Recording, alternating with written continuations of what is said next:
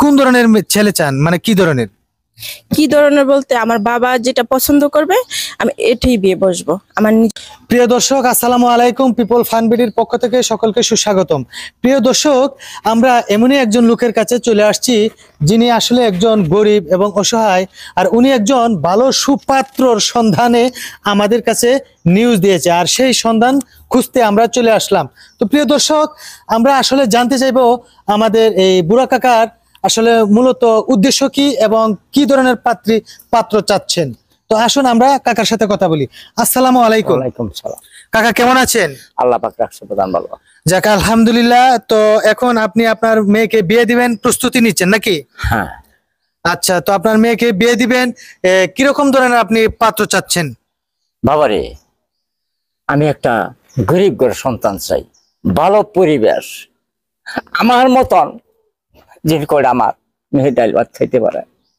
আমি বড় লোক চাই না বাবা, আমি একটা সুপাত্র, গরিবের একটা ছেলে চাই। আমি আমার এই মা যদি বরণ স্মরণ করতে পারে একটু গাই। তো প্রিয় দর্শক, আমার কাকা যে কথাটা বলতে চাচ্ছে অবশ্যই আপনারা বুঝতে পারছেন। একজন সুপাত্র সেই হয় যে নাকি শারীরিক এবং চারিত্রিক সব দিক দিয়ে পারফেক্ট হয়, একজন ভালো মনের মানুষ, সেই ধরনেরই পাত্র চাচ্ছে। তো আপনার মেয়ে কি কাজ করে, বা উনি আগে কি করতো, বা উনার কি আগে বিয়ে হয়েছিল? না বাবা, বিয়ে হয় না। বাবারে, ঘটনা আছে, বলেন। দুঃখের কথা মধ্যে হাত দিস বাবা, কি কমো। আমি খুবই গরিব, দিন মজুরি কাজ কাম করে খাইতাম। একবার মিলতো, একবার মিলে নাই। আমার এই মেয়েটারে এক মোট আর আমি ভোট দিতে পারিনি, এমন সময় গেছে। দুঃখের কথা, বুকটা পাইটা যায়। কোনো বাবাই চায় না মেয়ের কান্না, মেয়ের খিদা কোনো বাবাই সহ্য করতে পার না।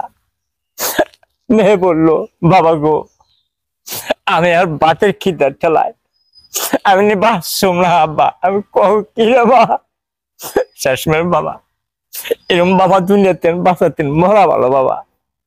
আমার মেয়ে চইলা গেল কাজে, মিডিয়ায় কাজে চইলা গেল। যাইয়া অস্তে অস্তে আমার টেন কিছু কিছু টেকাই না দিতে আছে। আমি কইলাম যা হোক একটা রাস্তা করছে আমার মেয়ে, যে জিনিস আমি না পারছি এই জিনিস আমার মেয়ে যখন দিতে আছে, আমি একটা রাস্তা পাইলাম। এই যে দেখেন, এই টাকা অস্তে অস্তে আমি জমাইছি, পেটে ভেঙে খেয়ে পাথর বাঁধছি, মুখে কষ্টিপ মারছি, মেয়ের টাকা ভাঙি নাই। এই 2 লক্ষ টাকা বানাইছি।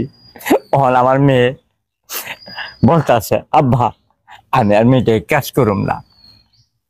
আমি কেন মা? কয় না আব্বা, আমার তো বিহার বর চলে যাইতেছে, তুমি তো জানতে আছো। আমি মা গো জানি। হ্যাঁ ঠিক আছে মা, আর তোর যাইতে হবে না। হ্যাঁ একটা কথা বলি, এই মিডিয়া যদি না থাকতো, এত সুন্দর পরিবেশ, সুন্দর জায়গা, আমি এই মেয়ের বিয়ে দিতে পারতাম না। আমি হাজার হাজার বার সালাম ভক্তি করি, মিডিয়া আমার বাঁচাইছে, আমার ইজ্জত দিছে, আমার সম্পদ ফিরে আনছে। এই যে এটাই সম্পদ আমার। তো প্রিয় দর্শক, একজন বাবা তার জমানো টাকা, তিলে তিলে জমানো টাকা একসাথে করে তার মেয়েকে বিয়ে দেওয়ার জন্য প্রস্তুতি নিচ্ছে। তো আসলে আমরা যদি এই ভিডিওর মাধ্যমে ভালো একজন সুপাত্র পাই, তাহলে অবশ্যই আমরা ওনার কাছে নিয়ে আসবো। যদি সব কিছু কথাবার্তা বলে ভালো হয়, তাহলে অবশ্যই আমরা ওনাকে একটা ভালো বিয়ে দেব। তো আমি আপুর কাছে জানতে চাইবো যে আপু, আপনি কি মিডিয়াতে কাজ করতেন, এখন আর করবেন না? না ভাইয়া, এখন আর আমি কাজ করব না। আমার বাবা চাচ্ছে যে বিয়ে দেওয়ার জন্য, আমি বাবার কথাতেই রাজি আর কি।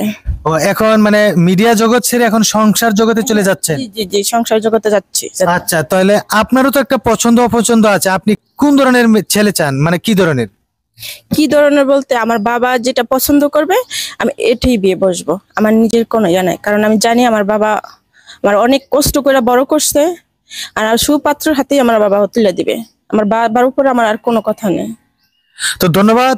আসলে প্রিয় দর্শক, যেমন বাবা তেমন মেয়ে, আর মেয়েটা যদিও মিডিয়াতে কাজ করতো, কিন্তু আজকে ওনার বাবার সিদ্ধান্তে কিন্তু চূড়ান্ত সিদ্ধান্তই উপনীত হতে যাচ্ছে। তো আমরা যদি একটা ভালো পাত্র পাই অবশ্যই আমরা যোগাযোগ করব। তো আমরা কাকার কাছে যে কথাগুলো শুনলাম, ওনার অনেক আবেগপ্রবণ কথা। তো আসলে উনি অনেক কষ্ট করে মেয়েটাকে লালন পালন করেছেন। তো ওনার ওইরকম সামর্থ্য নাই, তবে যদি কোনো পাত্র পায় তাহলে এই 2 লক্ষ টাকা পাত্র হাতে তুলে দিবে এই মেয়ে সহ। তো আসলে ওই ধরনের পাত্ররা আপনারা নক করবেন যারা নাকি ভালো একজন মানে সব মিলে ভালো মনের মানুষ, এই ধরনের মানুষ। তো আচ্ছা যাক, আমরা ভিডিও আর বাড়াতে চাচ্ছি না, আমরা পরবর্তীতে আরো ভালো কোনো আপডেট নিয়ে আপনাদের কাছে আসবো। সে পর্যন্ত সবাই ভালো থাকবেন, সুস্থ থাকবেন। ধন্যবাদ সবাইকে, আল্লাহ হাফেজ।